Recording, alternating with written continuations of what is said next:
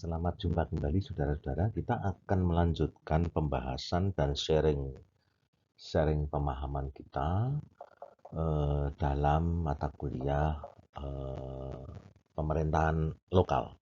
Nah, sekarang kita akan mencoba melihat atau memahami secara bersama-sama bagaimana organisasi perangkat daerah. Organisasi perangkat daerah dalam sistem pemerintahan daerah menurut PP nomor 72 tahun 2019. Nanti saudara-saudara silahkan aja untuk lebih melengkapi pemahaman saudara-saudara, teman-teman semua, coba di download itu PP nomor 72 tahun 2019.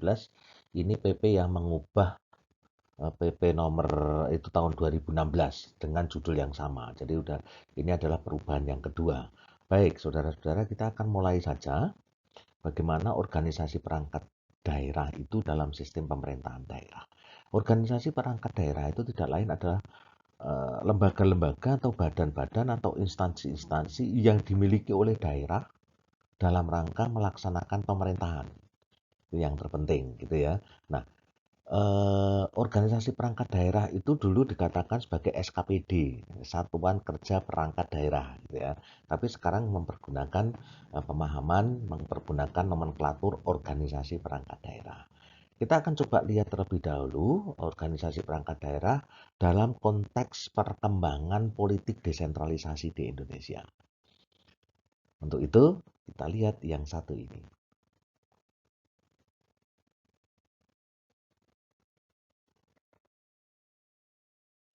Iya, saudara-saudara. Jadi, kalau kita bicara tentang desentralisasi sesuai dengan sejarahnya, gitu ya, sesuai dengan sejarahnya, maka kita akan mencoba melihat desentralisasi dalam sebuah politik hukum desentralisasi di Indonesia. Bagaimana politik hukum desentralisasi di Indonesia itu? Bagaimana pilihan-pilihan hukum dalam konteks desentralisasi di Indonesia itu kita bisa melihat dalam tataran anak panah seperti ini, cret. Anak panah Pak, cret, gitu itu. Nah, itu kita bisa melihat di situ gitu ya. Yang pertama itu desentralisasi WED 1903. Itu prinsip dasarnya adalah lebih mengarah, lebih dominan ke sentralisasi. Ini pemerintah Belanda pada waktu itu ya, Hindia Belanda. Ini desentralisasi WED 1903. Dominan sentralisasi. Kemudian Undang-Undang Nomor 1 tahun 1945 itu sebetulnya bukan undang-undang tentang pemerintahan daerah, tapi undang-undang tentang pembentukan Komite Nasional Indonesia Pusat, termasuk Komite Nasional Indonesia Daerah, itu juga masih dominan sentralisasi. Lebih lanjut, Undang-Undang Nomor 22 tahun 1948 itu dominan desentralisasi karena mempergunakan pemahaman otonomi seluas-luasnya. Ya, otonomi seluas-luasnya. 22 tahun 1948. Kemudian Undang-Undang Nomor 1 tahun 1957 masih tetap dominan desentralisasi perkembangannya gitu ya. Kemudian Presidensial Adik 6 1959 ini adalah uh, uh, penetapan presiden nomor 6 tahun 1959. Jelas ini dominan sentralisasi. Kemudian Undang-Undang Nomor 18 tahun 1965 kembali dominan desentralisasi. Tapi undang-undang ini tidak sempat berjalan dengan baik karena ada pemberontakan, ada tragedi berdarah di Indonesia, yakni peristiwa G30S PKI pada waktu itu 1965 ini. Nah, kemudian Undang-Undang Nomor 5 tahun 74 itu adalah sentralisasi. Kenapa sentralisasi? Dari judulnya aja sudah kelihatan. Undang-Undang Nomor 5 tahun 1974 itu judul resminya itu adalah Undang-Undang tentang pokok-pokok pemerintahan di daerah. Kata di itu menunjukkan tempat. Nah, dengan demikian maka secara semantik judul dari Undang-Undang Nomor 5 Tahun 74 ini menunjukkan desentralisasi karena kata di dalam konteks pemerintahan di daerah itu pada hakikatnya maaf agak tergopoh-gopoh, pada hakikatnya tidak lain adalah tata laksana penyelenggaraan pemerintahan umum pusat yang dilakukan di daerah.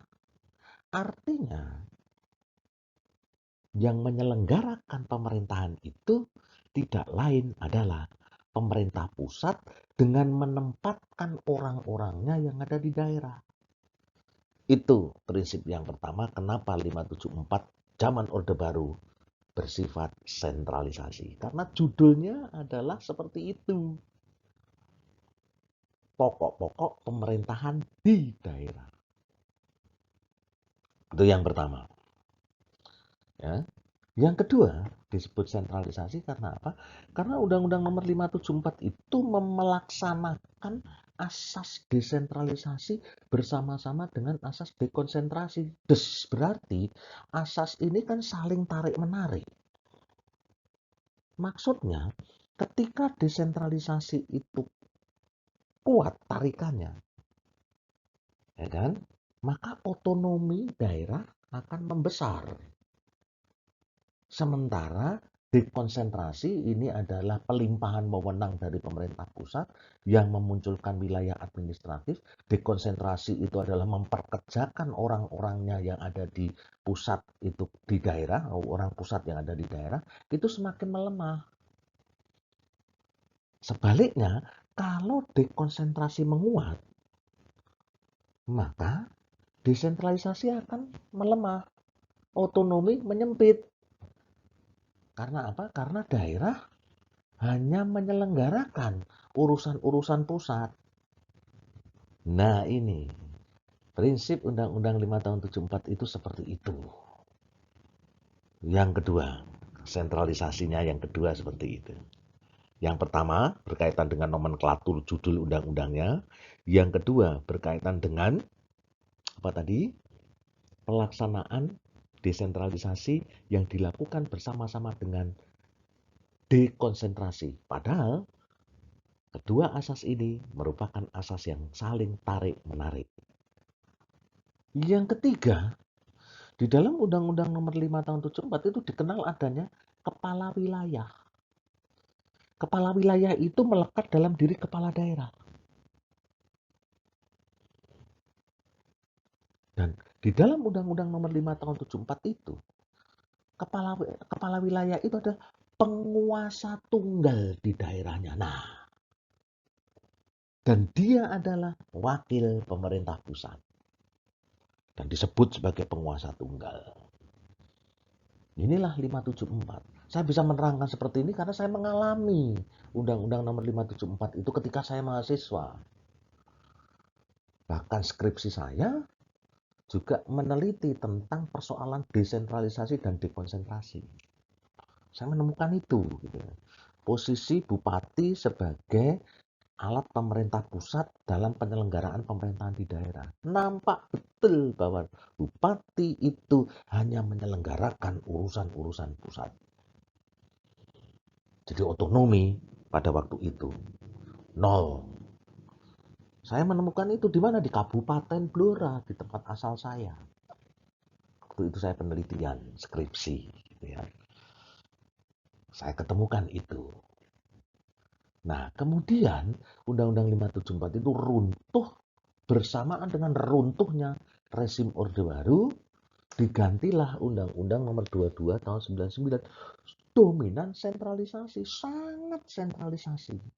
Maaf, sangat desentralisasi. Sorry, sangat desentralisasi. Karena apa? Karena pengertian desentralisasi dalam Undang-Undang Nomor 22 Tahun 99 itu adalah penyerahan wewenang pemerintahan dari pemerintah pusat kepada daerah dalam ikatan NKRI. Penyerahan wewenang urusan pemerintahan dengan wewenang pemerintahan itu diserahkan, maka daerah dapat menyelenggarakan urusan apa saja karena dia diberi dalam tanda kutip semacam, dalam tanda kutip loh ini, kedaulatan, wewenang pemerintahan, dominan, desentralisasi. Undang-Undang nomor 22 tahun 99. Jadi kalau kita melihat dari Undang-Undang nomor 5 tahun 74 yang dominan sentralisasi, itu tuh kemudian dibalik betul. Setelah reformasi itu Undang-Undang 22 tahun 99 justru sangat desentralisasi. Akhirnya menimbulkan persoalan.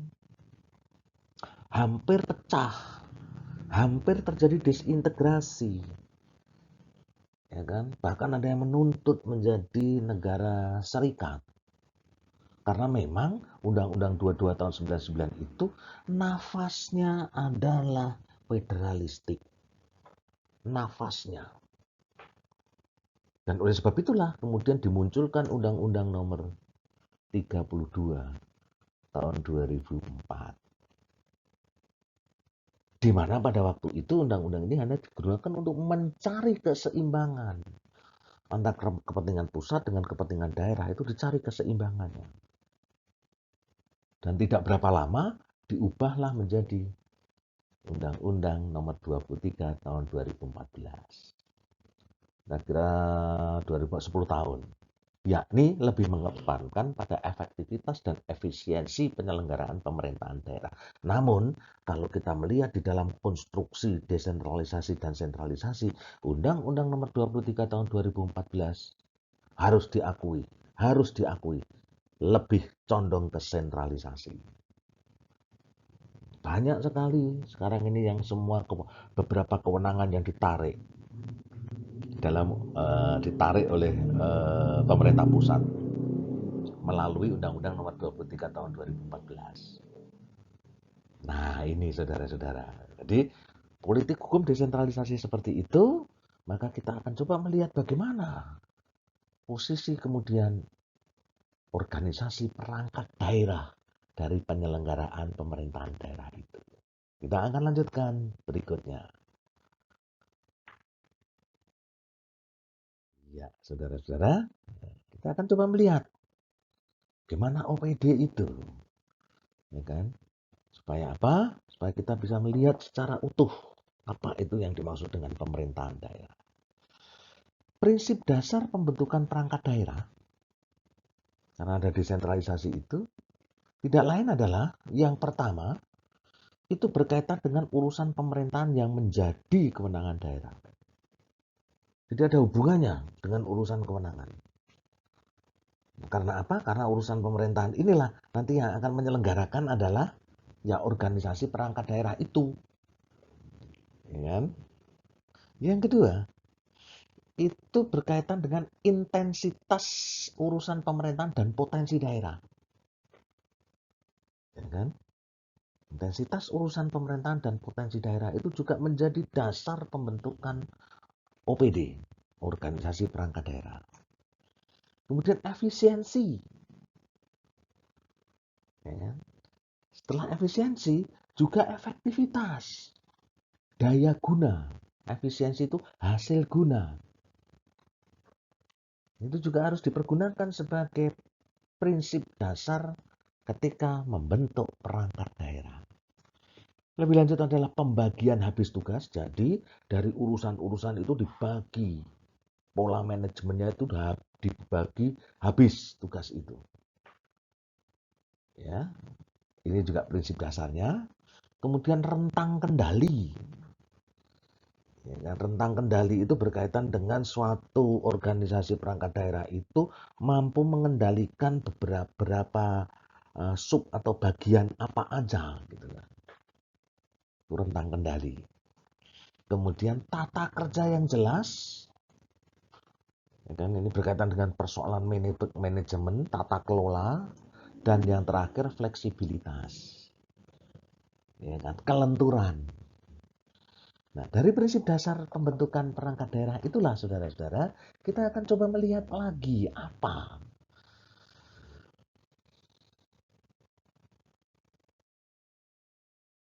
Ya. Nah, itu tadi, prinsip dasarnya seperti itu. Sekarang kita akan coba melihat pembagian urusan pemerintahan daerah. Yang pertama tadi persoalannya adalah menyangkut pembagian urusan, kan begitu. Nah, kalau kita bicara pembagian urusan, ya kan, itu ada urusan yang absolut. Ya kan? Pembagian urusan itu ada urusan yang absolut. Itu apa aja? Urusan yang absolut itu tidak lain adalah pertahanan keamanan, agama, justisi, politik luar negeri, moneter, dan fiskal. Dikatakan absolut karena apa? Karena ini tidak lain adalah urusan pemerintah pusat. Mau nggak mau, suka nggak suka, ini urusan pemerintahan pusat. Kenapa kok bisa seperti ini? Pertahanan, keamanan, agama, justisi, politik luar negeri, moneter, dan fiskal. Ini sebetulnya merupakan bentuk pembagian urusan secara residu. Sebagai akibat munculnya pasal 18 ayat 5. Nanti saudara-saudara bisa melihat pasal 18 ayat 5. Ya, pasal 18 ayat 5 itu tidak lain adalah, saya buka aja pasal 18 ayat 5 supaya tidak salah. Pemerintah daerah menjalankan otonomi seluas-luasnya, kecuali urusan pemerintahan yang oleh undang-undang ditentukan sebagai urusan pemerintahan pusat. Dengan membaca pasal 5 ini, kalau diterjemahkan secara tata bahasa, semantik, maka sebetulnya pasal 18 ayat 5 itu mempergunakan pendekatan teori residu. Daerah memiliki otonomi seluas-luasnya, artinya daerah itu ngambil duluan, baru kemudian dikecualikan urusan-urusan itu yang oleh undang-undang dinyatakan sebagai atau ditentukan sebagai urusan pemerintah pusat. Nah, berarti absolut itu ya miliknya pusat. Jadi polanya itu sebetulnya pola residu ini. Dengan demikian sebetulnya desentralisasi kita itu, ya kan, harusnya piramida. Ya kan, piramida.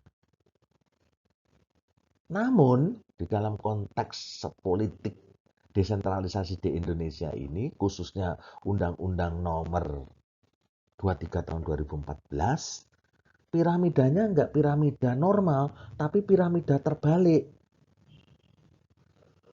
Daerah makin kecil, makin sedikit urusannya, pusat makin banyak. Piramida terbalik, bukan piramida yang betul. Segitiga gini ini kan, itu. Nah ini, maka itu menjadi urusan absolut. Pertahanan, keamanan, agama, justisi, politik luar negeri, moneter, dan fiskal. Selanjutnya, ada urusan pemerintahan umum. Kan, urusan pemerintahan umum itu juga menjadi kewenangan pemerintah pusat. Daerah hanya menyelenggarakan dekonsentrasi, dilimpahi wewenang aja untuk mengatur, ya, tetapi ada mekanisme pertanggungjawaban kepada pusat. Ya. Kemudian ada urusan konkuren. Urusan konkuren itu dibagi berdasarkan prinsip eksternalitas, akuntabilitas, dan efisiensi. Kemarin kan sudah ini, ya kan, soal pembagian urusan itu, ya kan, dibagi berdasarkan prinsip eksternalitas, akuntabilitas, dan efisiensi. Eksternalitas itu berkaitan dengan dampak keluarnya itu lebih mendekati ke siapa gitu ya. Kalau mendekati ke provinsi ya diserahkan pada provinsi. Akuntabilitas juga demikian. Efisiensi juga demikian. Kalau tidak salah ada di dalam pasal 13 kalau tidak salah. Nah, berdasarkan pembagian yang sifatnya konkuren inilah, saudara-saudara, lalu ada urusan wajib. Apa itu urusan wajib?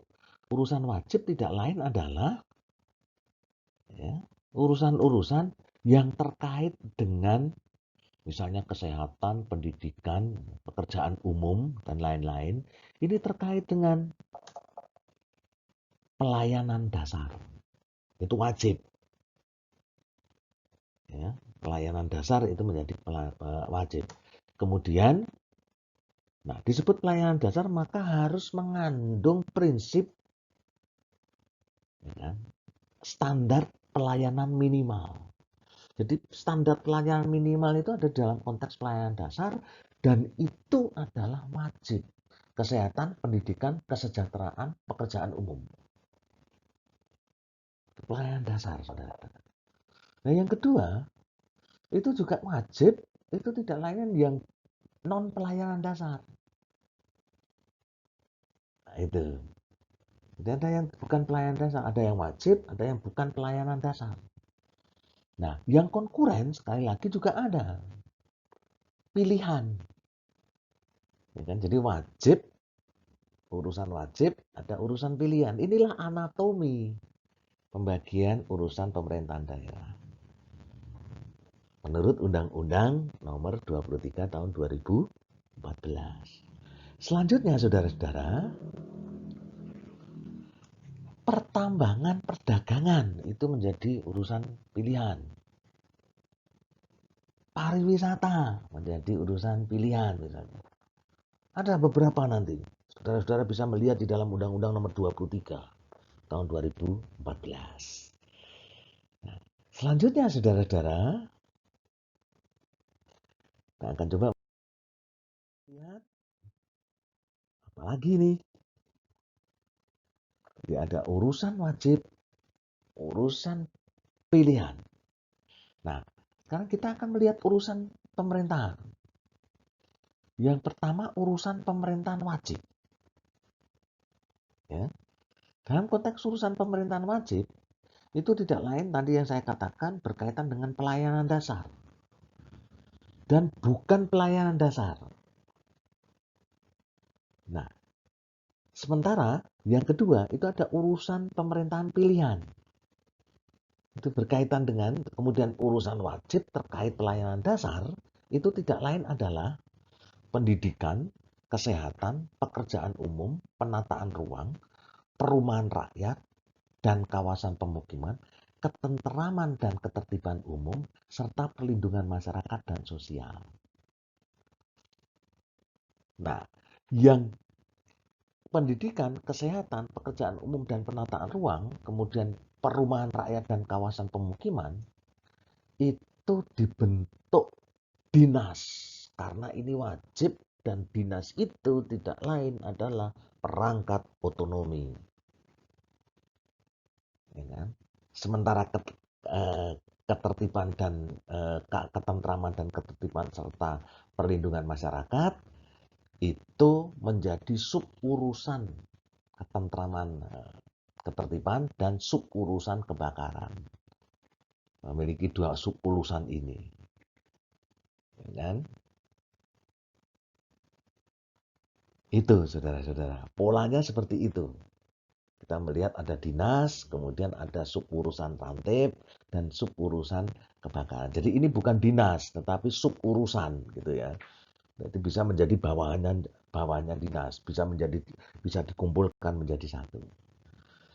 Selanjutnya saudara-saudara,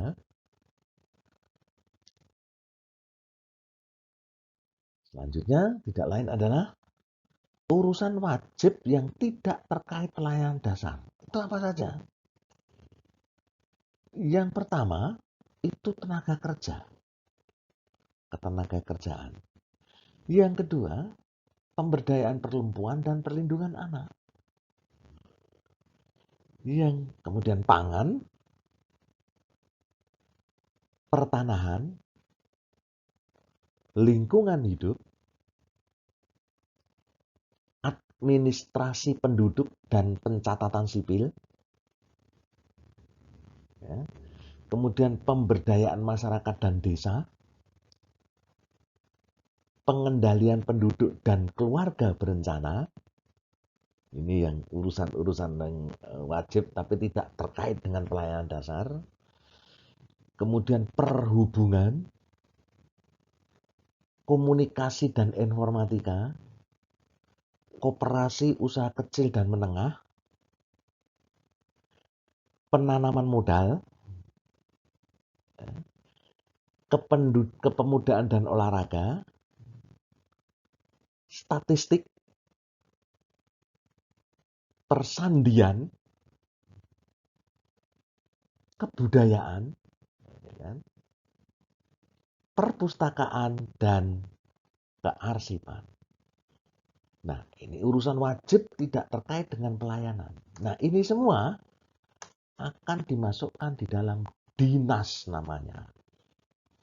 Ada dinas tenaga kerja, dan seterusnya. Tetapi perlu diingat bahwa tidak semuanya itu kemudian menjadi satu dinas, masing-masing satu dinas. Enggak.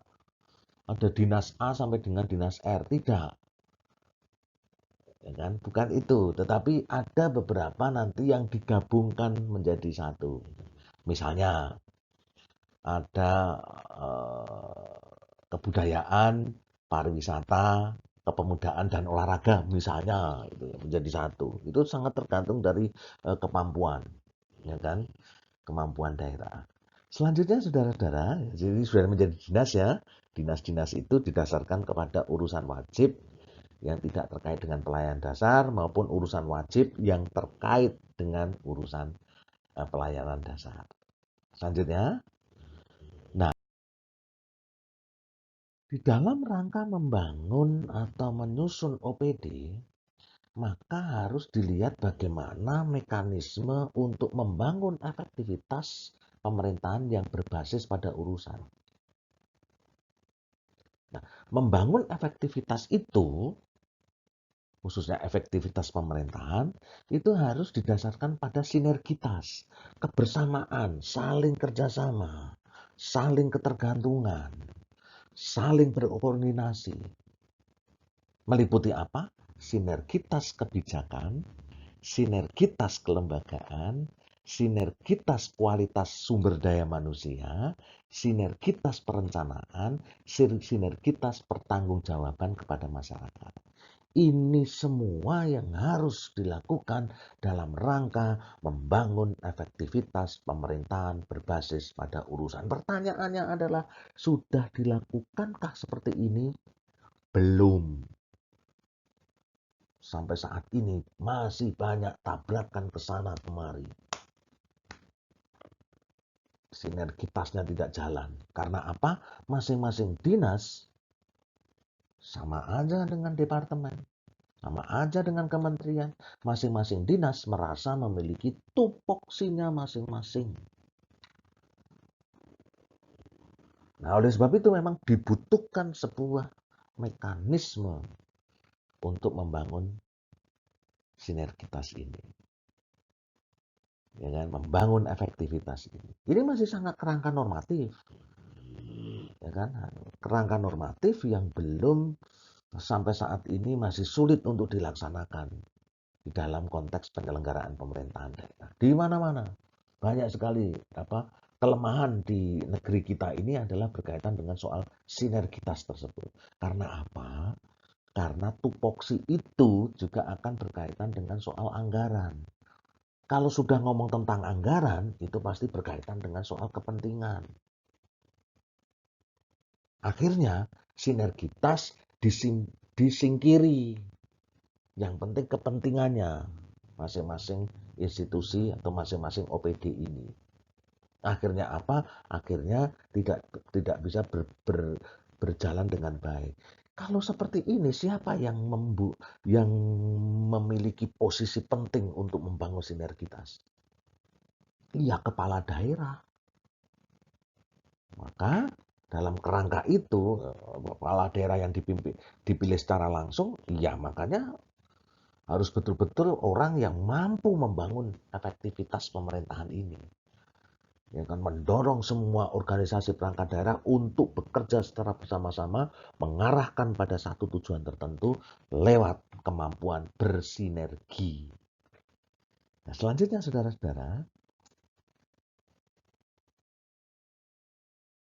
nah, di dalam kerangka sinergitas itulah pembentukan jenis dan kriteria tipologi perangkat daerah itu sebagai berikut. Yang pertama itu kita akan coba bicara tentang pembentukan. Pembentukan OPD itu ditetapkan dengan peraturan daerah dan berlaku setelah mendapat persetujuan dari menteri bagi perangkat daerah provinsi dan dari gubernur sebagai wakil pemerintah pusat bagi perangkat daerah kabupaten kota.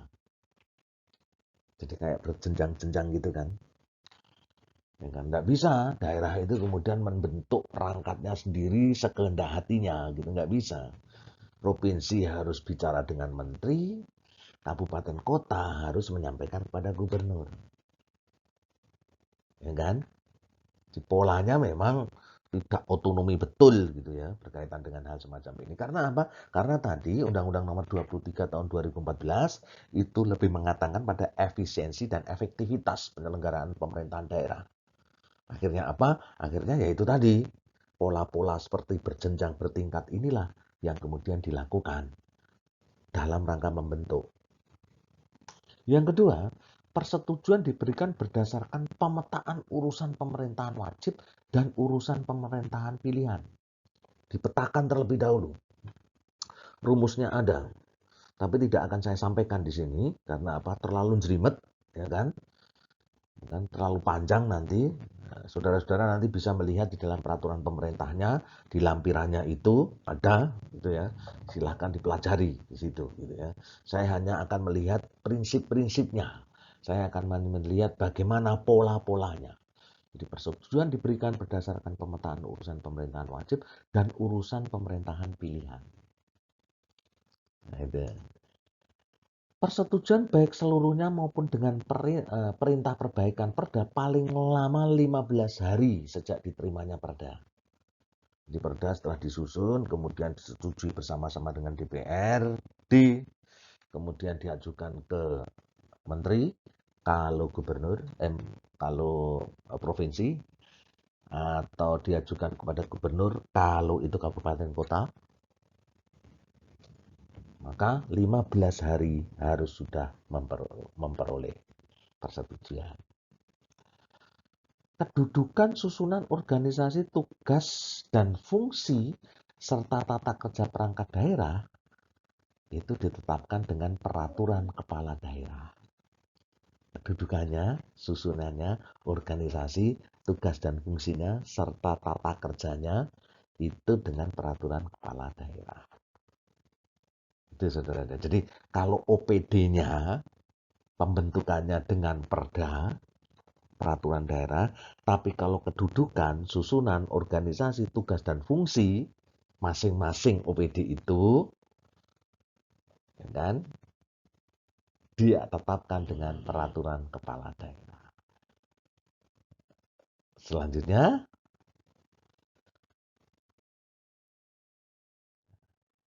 itu tadi pembentukan, ya kan. Sekarang tidak lain adalah jenis perangkat daerahnya. Jenisnya apa aja ini penting gitu ya. Saudara-saudara tentunya harus bisa memahami. Ya kan, ini sudah saya sampaikan nanti. Ya kan, jenisnya tidak lain adalah perangkat daerah provinsi itu ada sekretariat daerah. Ada sekretariat DPRD, ada inspektorat, ada dinas, dan ada badan. Ini perangkat daerah provinsi. Perangkat daerah kabupaten kota itu ada sekretariat daerah, ya kan, sekretariat DPRD, inspektorat, dinas, badan, dan kecamatan. Jadi kecamatan itu tidak lain adalah perangkat daerah. bukan pemerintahan. Kadang-kadang ada tulisan plang, ya kan? Pemerintahan kecamatan. Plang di depan kantor kecamatan yang mengatakan pemerintahan kecamatan. Itu salah. Karena kecamatan itu bukan pemerintahan tetapi perangkat daerah. Kalau dinas pendidikan, betul. Kalau begitu kecamatan ditulis apa, Pak? Ah, ditulis kecamatan aja, nggak usah pakai pemerintah kecamatan. Itu salah, ya kan? Karena dia itu alatnya pemerintah kabupaten kota, ya kan? Persis seperti dinas, itu aja ditulis dinas, gitu. Ditulis saja langsung badan, tulis saja langsung kecamatan, bukan pemerintah kecamatan. Nah, itu kadang-kadang latah seperti ini. Ya, saudara-saudara. Selanjutnya, kita akan coba lihat. Yang pertama, jenis perangkat daerah menurut Undang-Undang Nomor 23 Tahun 2014. Yang pertama, itu adalah supporting staff namanya. Yaitu terdiri dari sekretaris daerah, sekda selaku middle line, kan? Garis di tengah, kemudian sekretariat DPRD. Ini adalah supporting staff. Yang pertama. Yang kedua, B, itu tidak lain adalah operating core, dinas yang melaksanakan urusan pemerintahan. Ya, ini jenisnya. Yang pertama supporting staff, yang kedua operating core, itu dinas yang melaksanakan urusan pemerintahan. Kemudian selanjutnya C, technostructure, badan yang memberikan dukungan teknis kepada seluruh organisasi perangkat daerah. Dan yang terakhir tidak lain adalah technostructure yang secara eksplisit sudah disebut nomenklaturnya. Misalnya Inspektorat Daerah dan Satpol PP. Ini sudah disebut, ya kan? Jadi ada dua. Satu technostructure, kemudian yang kedua adalah technostructure yang secara eksplisit sudah disebut nomenklaturnya. Dua biasanya, Inspektorat Daerah dan Satpol PP. Satuan Polisi Pamong Praja. Gitu ya. Selanjutnya saudara-saudara,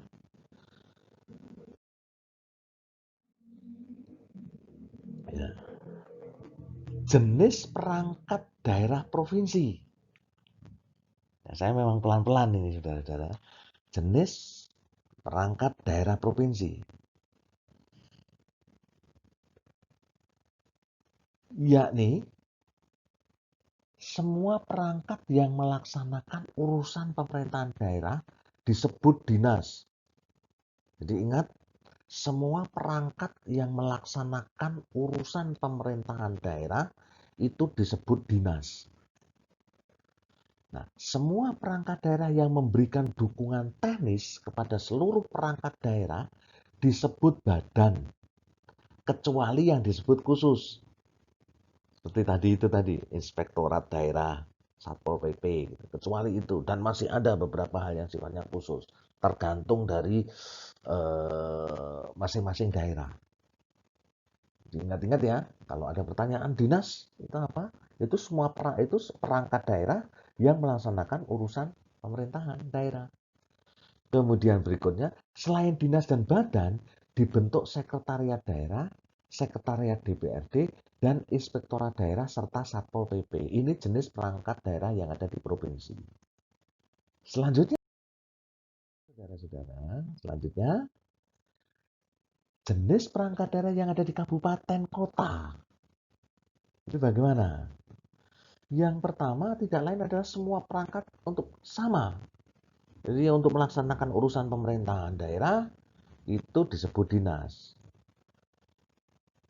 Semua perangkat daerah yang memberikan dukungan teknis kepada seluruh perangkat daerah disebut badan.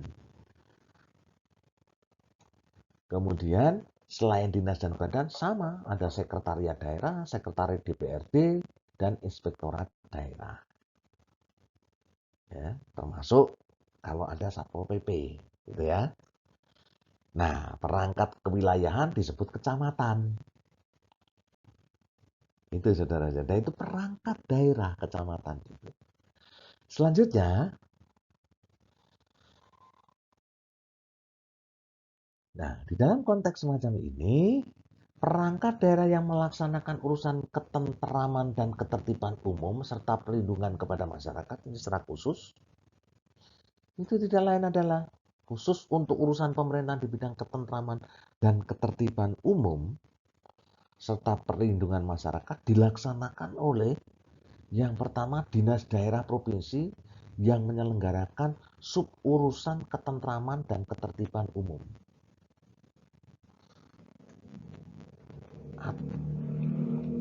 Dan dinas daerah provinsi yang menyelenggarakan sub urusan bencana dan sub urusan kebakaran. Nah, ini masuk di situ dia dimasukkan di situ. Ya. Selanjutnya, saudara-saudara, di dalam konteks kriteria tipologi perangkat daerah, itu kayak apa tipologinya? Nah, kriteria tipologi perangkat daerah itu, saudara-saudara, dipergunakan untuk menentukan tipe perangkat daerah berdasarkan hasil pemetaan urusan pemerintahan dengan variabel, ya kan? Kriterianya itu variabelnya yang pertama umum dengan bobot 20%, ya kan? Variabel umum itu bobot 20% dan variabel teknis dengan bobot 80%. Nah, kriteria variabel umum ditetapkan berdasarkan karakteristik daerah dengan indikator penanda jumlah penduduk. Ya, jadi ada dua kriteria tipologi sama kriteria variabel umum. Ya, jumlah penduduk, kemudian luas wilayah, dan jumlah anggaran pendapatan dan belanja daerah. Nah, ini kriteria perangkat daerah itu ada tipe-tipenya. Ya. Nah, kriteria variabel teknis ditetapkan berdasarkan beban tugas pada tiap urusan pemerintahan yang menjadi kewenangan daerah provinsi dan daerah kabupaten kota, serta fungsi penunjang urusan pemerintahan. Ya, kriteria tipologi seperti itu. Jadi bobot 20% itu ya nanti kalau kriteria variabelnya itu umum, ya kan, itu ya dikalikan jumlah penduduk, ya kan, kemudian luas wilayah, jumlah APBD dan seterusnya. Gitu, saudara-saudara. Selanjutnya, kita akan coba lihat. Ya, selanjutnya kedudukan, tugas dan fungsi perangkat daerah. Yang pertama, sekretariat daerah. Sekretariat daerah itu merupakan unsur staf ya, yang dipimpin sekretaris daerah bertanggung jawab kepada kepala daerah, baik itu gubernur, bupati, atau wali kota. Itu sekretariat daerah. Ya kan? Sekretaris daerah.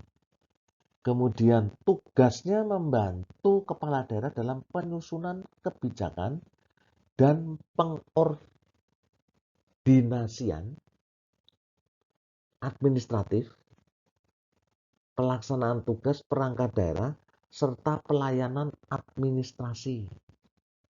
Fungsinya ya, pendinasian penyusunan kebijakan daerah, mereka yang mengkoordinir, ya. Kemudian mengkoordinasikan pelaksanaan tugas perangkat daerah,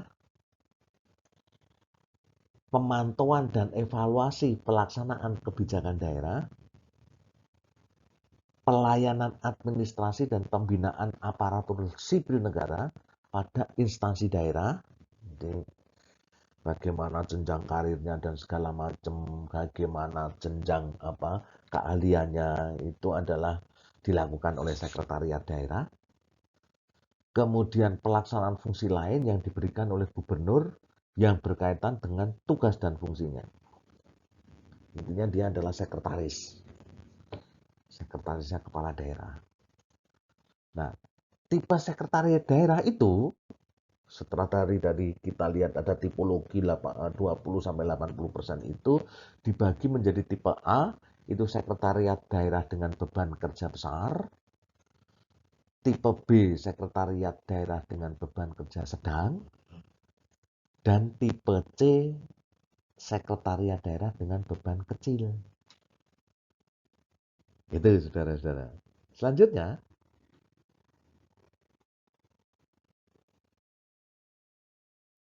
ya,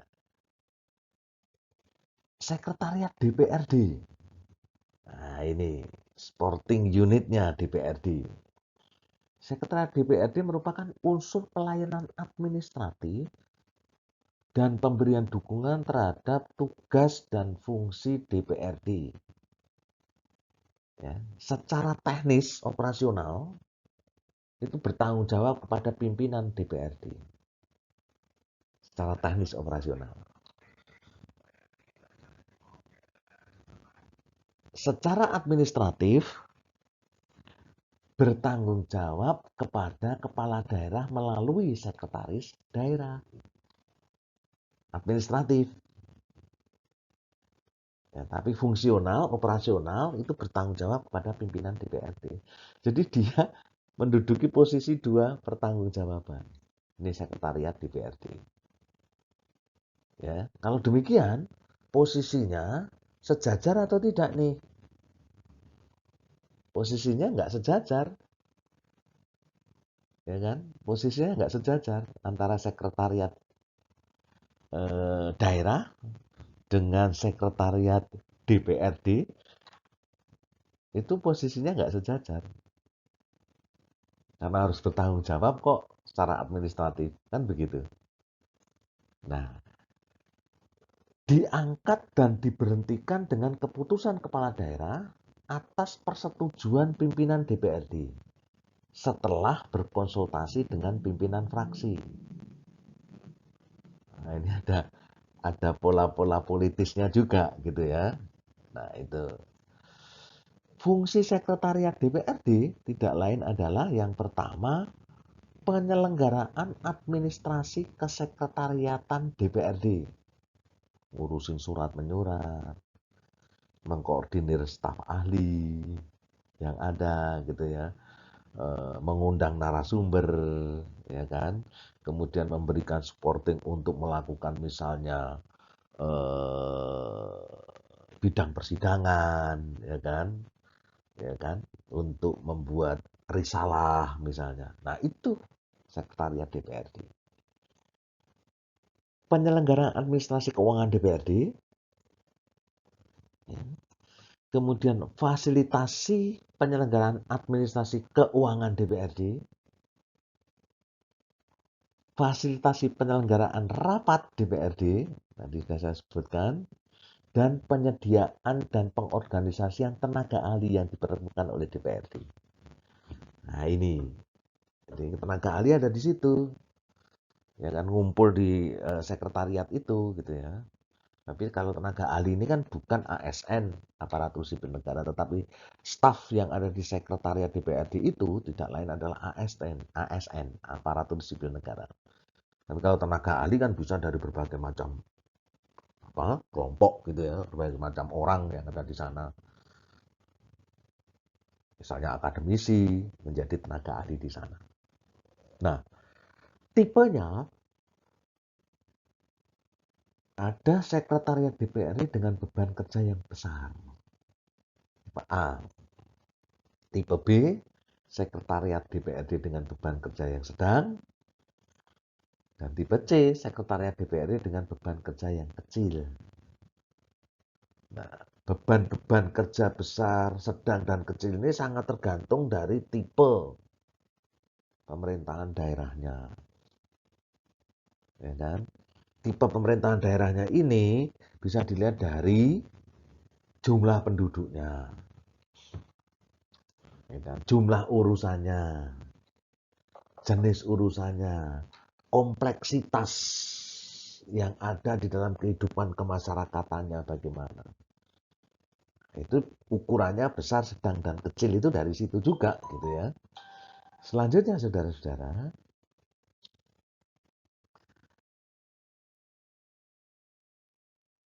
nah, inspektorat daerah sekarang. Apa itu inspektorat daerah? Fungsinya apa? Unsur pengawas penyelenggaraan pemerintahan daerah. Jadi inspektorat daerah itu adalah unsur pengawas penyelenggaraan pemerintahan daerah. Dia bertanggung jawab kepada kepala daerah melalui sekretaris daerah.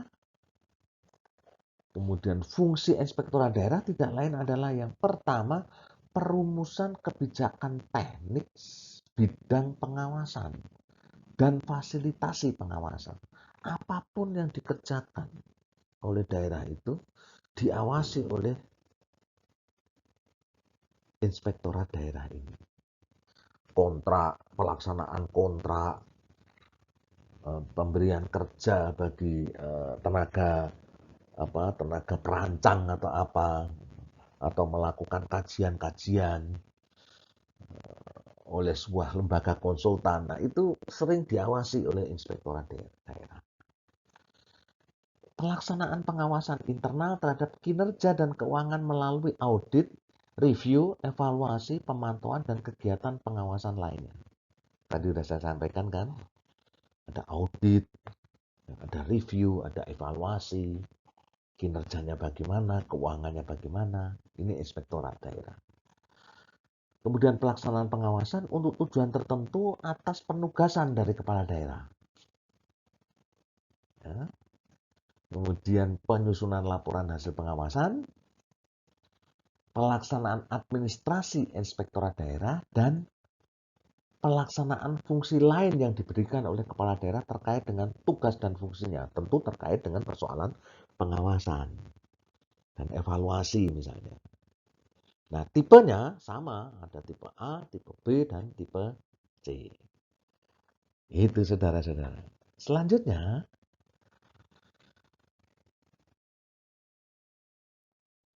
tidak lain adalah dinas daerah. Nah, ini dinas daerah. Ini ujung tombaknya otonomi daerah di pemerintahan daerah. Tidak lain adalah unsur pelaksana urusan pemerintahan yang menjadi kewenangan daerah. Ini dinas daerah. Ini memang unsur pelaksana. Ya kan? Dipimpin oleh kepala dinas, berkedudukan di bawah dan bertanggung jawab kepada kepala daerah melalui sekretaris daerah. Tugasnya membantu kepala daerah melaksanakan urusan pemerintahan yang menjadi kewenangan daerah dan tugas pembantuan yang diberikan kepada kepala daerah. Jadi ada tugas pembantuan. Tugas pembantuan itu ya separuh desentralisasi. Gitu ya. Selanjutnya, fungsi dinas daerah tidak lain adalah perumusan kebijakan sesuai dengan lingkup tugasnya. Apa tugasnya? Yaitu urusan masing-masing urusan pemerintahan daerah itu. Jadi menyusun kebijakan. Ya. Pelaksanaan kebijakan sesuai dengan lingkup tugasnya. Jadi dia merumus kebijakan, kemudian dia melaksanakan. Melakukan evaluasi pelaporan sesuai dengan lingkup tugasnya. Pelaksanaan administrasi dinas sesuai lingkup tugasnya. Pelaksanaan fungsi lain yang diberikan oleh kepala daerah terkait tugas dan fungsinya. Nah, ini.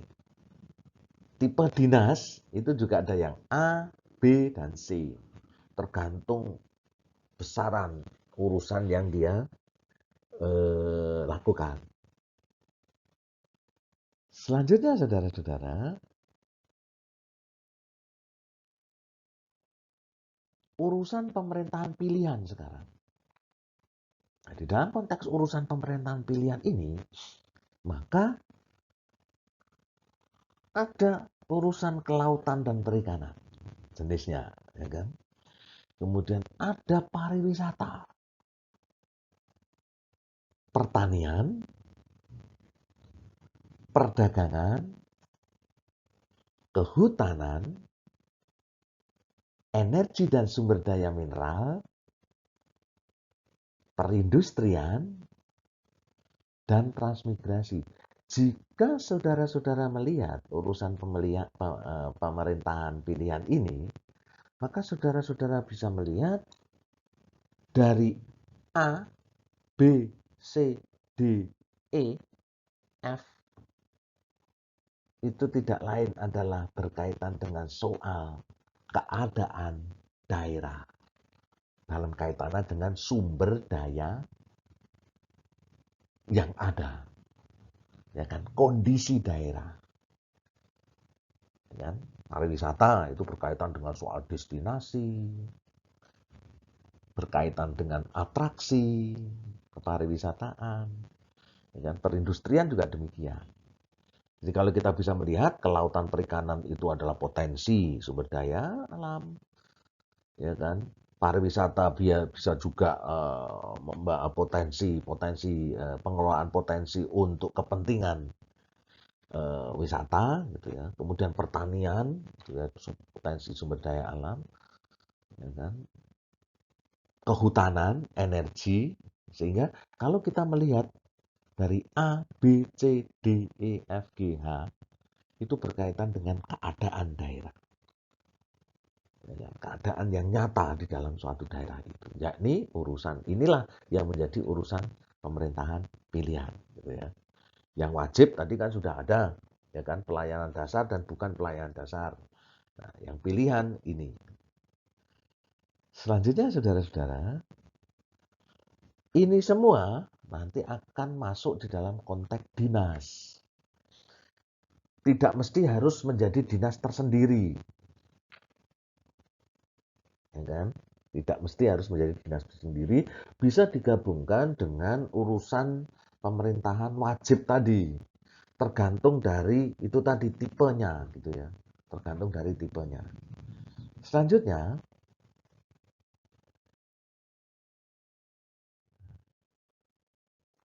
pelayanan perizinan. Nah, ini yang sekarang ini sudah menjadi kecenderungan banyak sekali sektor usaha yang membutuhkan pelayanan perizinan, dan salah satu yang menjadi isu krusial dari Omnibus Law Cipta Kerja itu terkait dengan urusan pelayanan perizinan.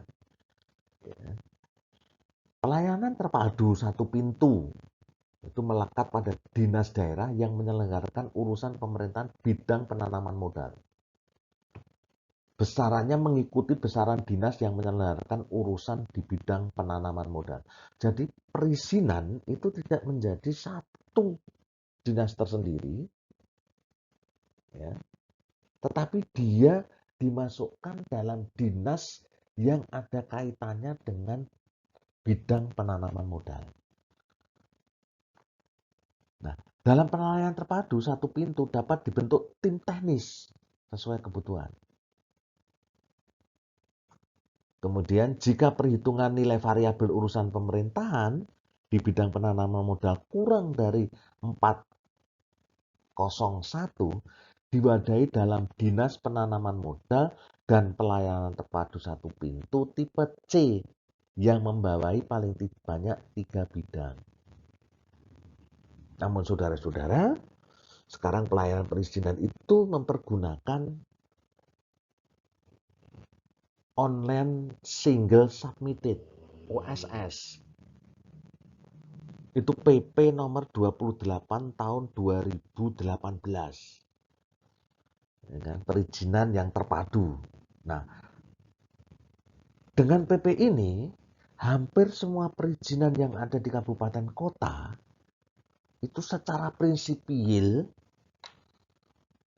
dikelola oleh lembaga yang namanya OSS ini. Ini adalah lembaga pemerintah pusat.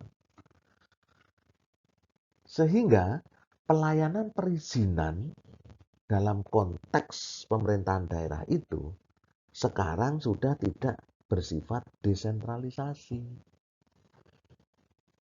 Karena apa? Dipergunakan dalam kerangka lebih membawa ke arah efisiensi dan efektivitas. Dengan harapan, ini menurut keinginan dari presiden, itu tidak lain adalah mempermudah proses perizinan investasi. Nah, itu saudara-saudara. Selanjutnya, demikianlah saudara-saudara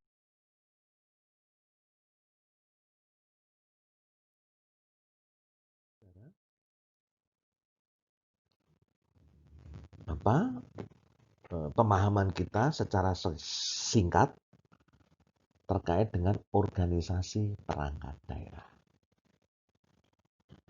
Kita lanjutkan dalam pertemuan yang akan datang dengan topik yang berbeda.